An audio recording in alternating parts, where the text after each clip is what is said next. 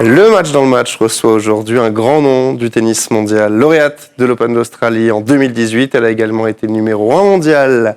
Caroline Wozniacki nous fait l'honneur d'être avec nous. Bonsoir Caroline. Good evening. Hi. Comment allez-vous tout d'abord? I'm doing great. Je vais très bien. J'apprécie le beau temps, donc je vais très bien, merci. On va revenir sur votre carrière depuis le tout début. Votre histoire avec le tennis, elle a commencé comment? J'ai commencé quand j'avais 7 ans au Danemark. J'ai commencé à jouer parce que ma famille jouait. Personne ne voulait jouer avec moi parce que j'étais pas assez bonne. J'étais la plus jeune. Un jour, j'ai pris une raquette. J'ai commencé à jouer contre un mur pendant des heures, pendant l'été. Et un jour, mon père m'a vu et m'a dit « Si tu veux jouer au tennis, je vais t'aider ».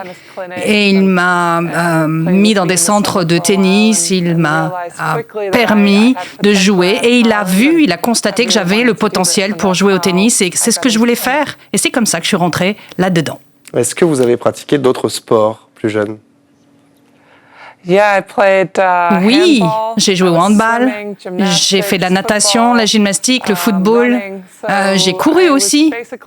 Bon, je faisais un petit peu tous les sports possibles d'extérieur. Mes parents pensaient que j'avais beaucoup d'énergie, donc il fallait que je sorte de la maison et que je me défoule. Est-ce qu'il y a un de ces sports où vous auriez pu également être professionnel, vous pensez? J'hésitais entre la natation et le tennis. Je nageais bien et j'allais faire le championnat national quand j'étais jeune, mais au final, j'ai dû choisir et j'ai choisi le tennis. J'aime bien être à l'extérieur, j'aime bien être proche de mes amis, j'aime bien parler avec mes amis quand je m'entraîne. Donc c'est l'une des raisons qui m'ont fait choisir le tennis. Plus jeune, est-ce que vous aviez des idoles dans le tennis, dans la natation, dans le foot, dans le handball ou un des autres sports que vous pratiquiez?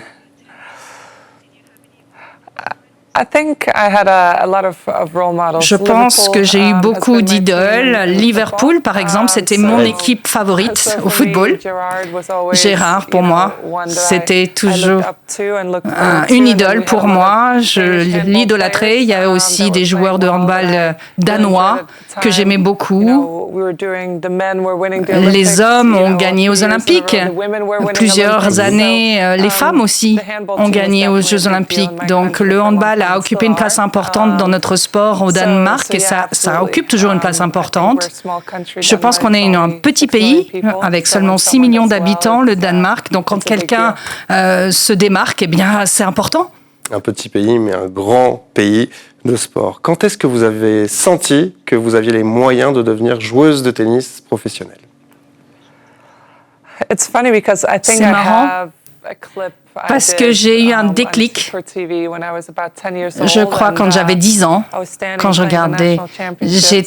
regardais le championnat national et on me disait quel est ton rêve, quel est ton objectif de vie. Et j'avais confiance et j'ai dit devant tout le pays, moi je veux être numéro 1 mondial, je veux gagner, remporter un grand chelem. Et c'est ce que je vais obtenir. Et les gens riaient à l'époque en disant, bon, cette petite fille, bon, oui, bon, allez, bonne chance. Mais j'ai réussi à y parvenir avec du dévouement, en travaillant d'arrache-pied. C'est difficile d'être la première femme du pays à obtenir ce genre de palmarès. Du dévouement et beaucoup de talent. Est-ce que vous vous souvenez de votre tout premier match professionnel? Tout à fait, tout à fait. Mon premier match, c'était à Cincinnati en 2005. J'ai joué contre Patty Schnyder. Quand je m'entraînais cette semaine-là, je me rappelle que je me sentais bien. J'avais remporté quelques jeux, quelques manches contre les filles. Et puis j'ai vu le tirage et j'ai vu qu'elle était numéro 10 à l'époque. Et j'ai perdu 6-3, 6-0. Et je me suis dit après ça, oh mon Dieu, il faut que je me rentraîne, il faut que j'entraîne encore et encore plus fort. Et puis quelques années plus tard, j'ai pu rentrer dans le top 10. Donc ça marche. Quelle mémoire, Patty Schnyder, qui était une des meilleures joueuses mondiales à l'époque, 12e mondiale. Un an plus tard, on est en 2006, vous remportez Wimbledon Junior. Il y a notamment une magnifique demi-finale face à Ursula Radwanska. que vous remportez 8-6 au troisième set. Quel souvenir gardez-vous de ce match et de ce titre que vous avez gagné le lendemain? C'était un souvenir incroyable pour moi. Wimbledon a toujours été un endroit fantastique et gagner mon Grand Chelem Junior à l'époque est un souvenir important. La demi-finale, j'étais menée, il y avait 2 balles de match contre moi et l'une des balles de match, elle était là et elle se disait il y avait un problème avec... Elle a essayé de faire une amortie, elle m'a vu courir, on en a parlé après d'ailleurs.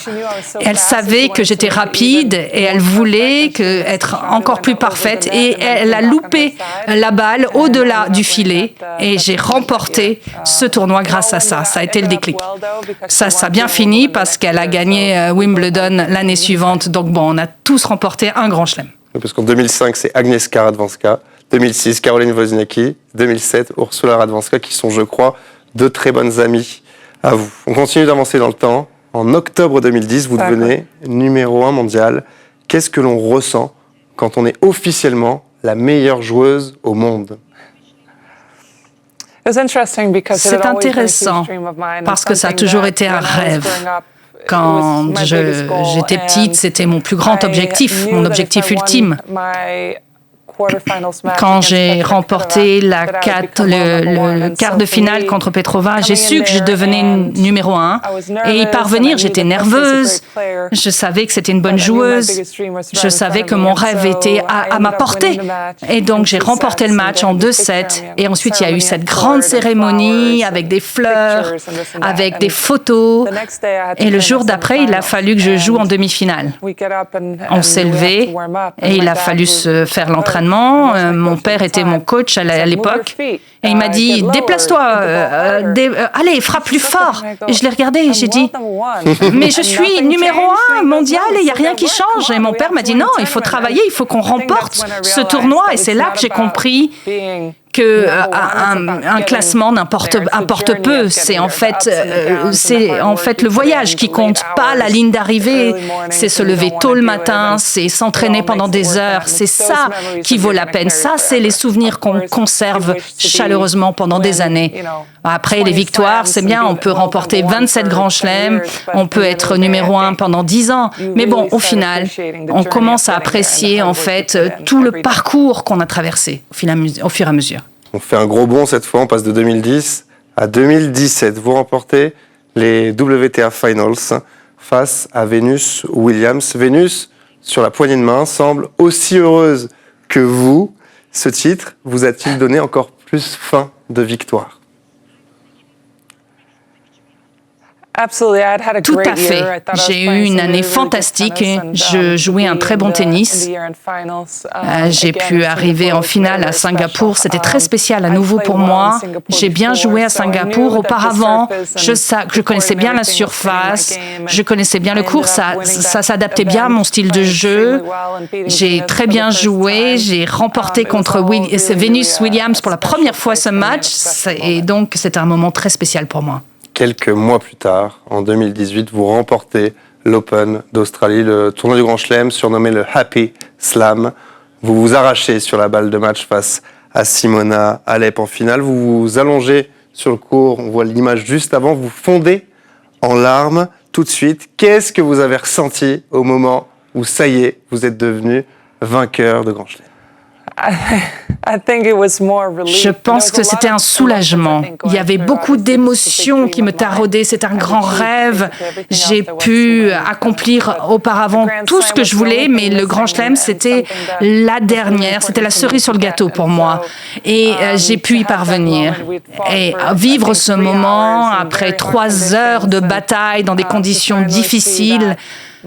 Et vivre ce moment, ça a été vraiment un moment de soulagement.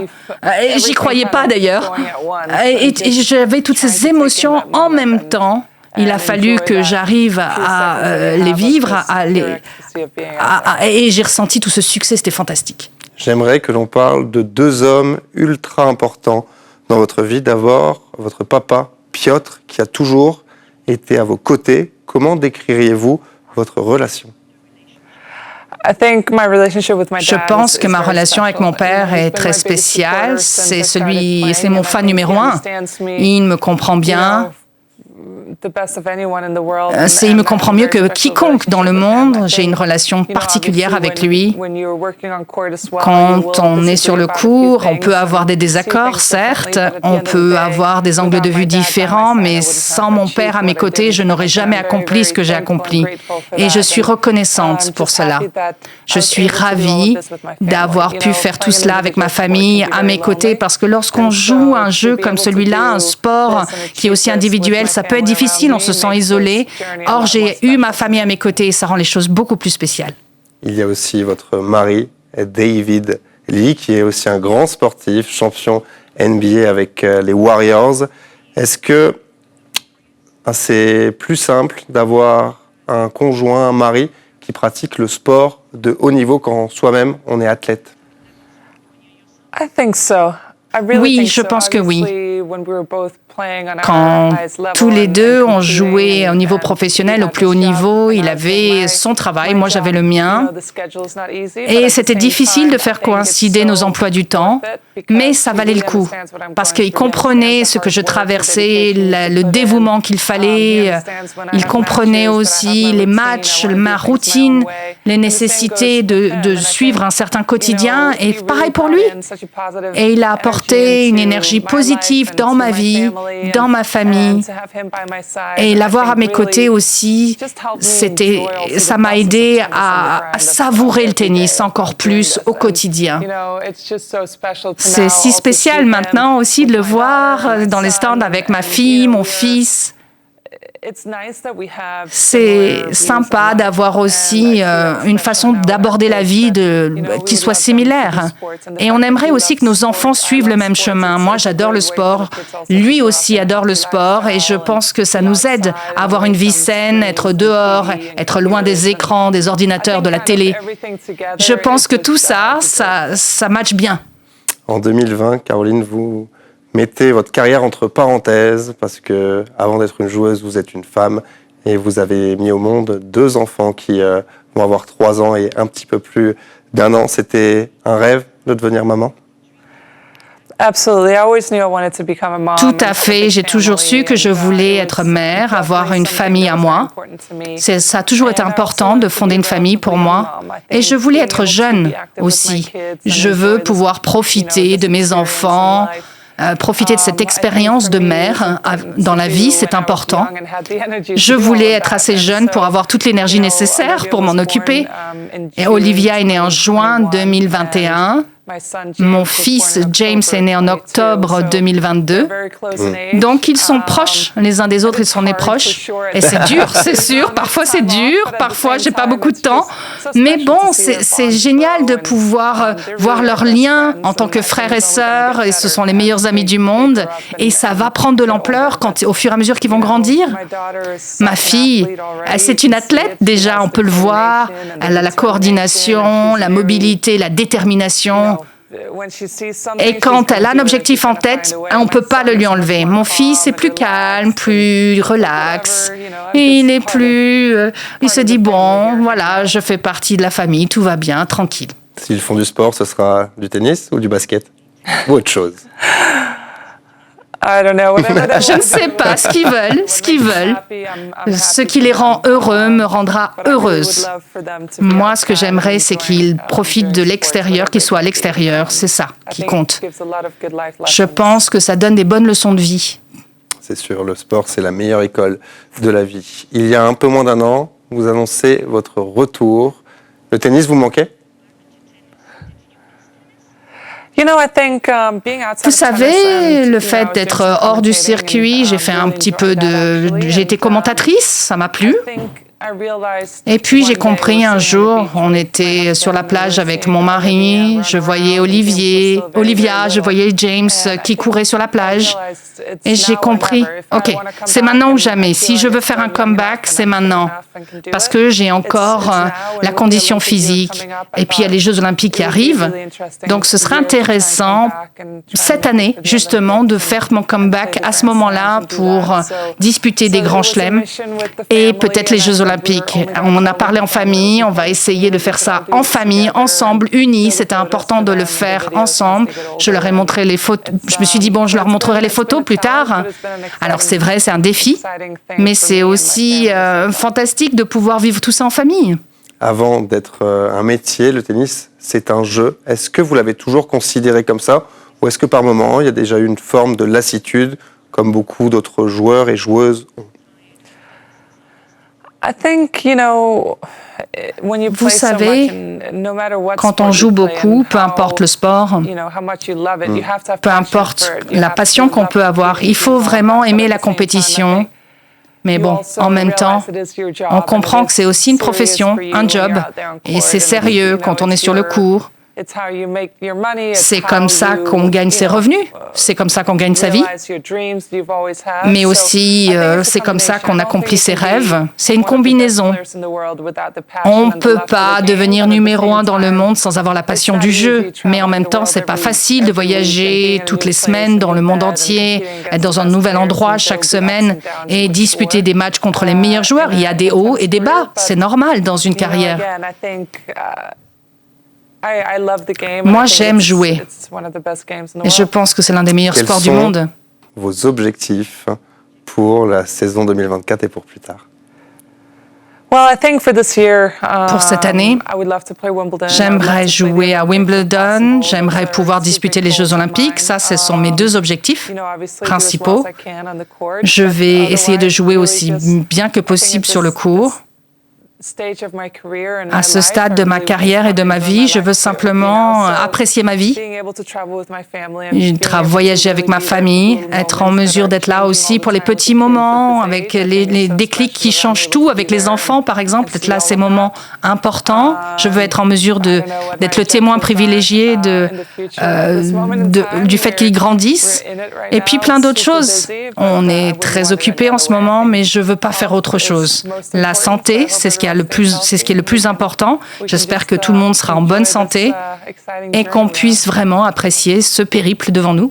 Vous avez raison, c'est le plus important. Je suis un petit peu mélomane, j'ai une question. Est-ce que Sweet Caroline est votre chanson favorite? Alors oui, je l'ai entendue bien des fois. J'aime beaucoup cette chanson. Au plus grand moment de ma carrière, cette chanson a été jouée. Les meilleurs souvenirs que je puisse avoir ont eu comme fond sonore cette chanson Sweet Caroline. Donc c'est lié à beaucoup de joie. Vous êtes très, très impliqué dans la vie associative. Vous avez entre autres couru le marathon de New York en 2014 au profit de New York Road Runners Youth Programme. C'était naturel pour vous d'aider les jeunes dans le besoin? Tout à fait.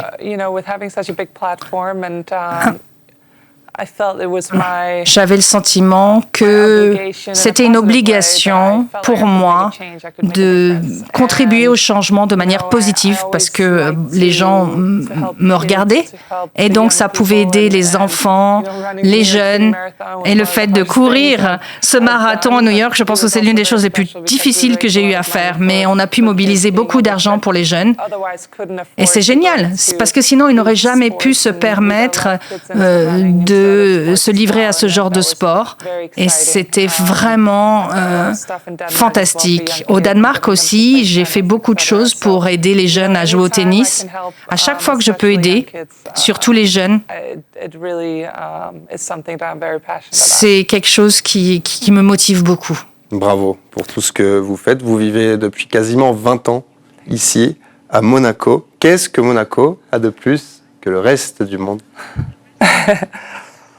Je pense que c'est un endroit très spécial. J'ai déménagé ici quand j'avais 15 ans. Tout était nouveau à l'époque. Je ne me demandais pas, je ne savais pas à quoi m'attendre. Je savais que les meilleurs joueurs s'entraînaient ici. J'ai eu la crème de la crème en fait avec moi. Et puis je me suis mis au défi parce que je pouvais jouer contre eux à chaque fois. Et c'est fantastique de vivre ici. On a un temps fantastique, on a la mer, on a la montagne aussi. Et c'est génial de pouvoir encore être dehors, toujours. Pour mes enfants aussi, c'est une belle opportunité. C'est un endroit vraiment à part. Et la sécurité aussi. Parce que maintenant que j'ai des enfants, je comprends à quel point c'est important d'être dans un environnement qui soit sûr. Hein. Là, cette photo, je l'aime bien, elle est belle. Vous pouvez voir, c'est un paradis, Monaco, pour les familles. J'ai une toute dernière question. Comment dit-on merci et bonne continuation en danois? Tack hell och lycka. Tack hela lycka. Yeah. Bon, je vais rester. Merci beaucoup, Thank you. Caroline, et merci également à Leslie Costa pour la traduction en direct. Merci à vous de nous avoir suivis, comme toujours, avec TV Monaco. Le sport revient très vite sur notre antenne et est disponible tout le temps sur notre plateforme tvmonaco.com. Excellente soirée à toutes et à tous. Salut.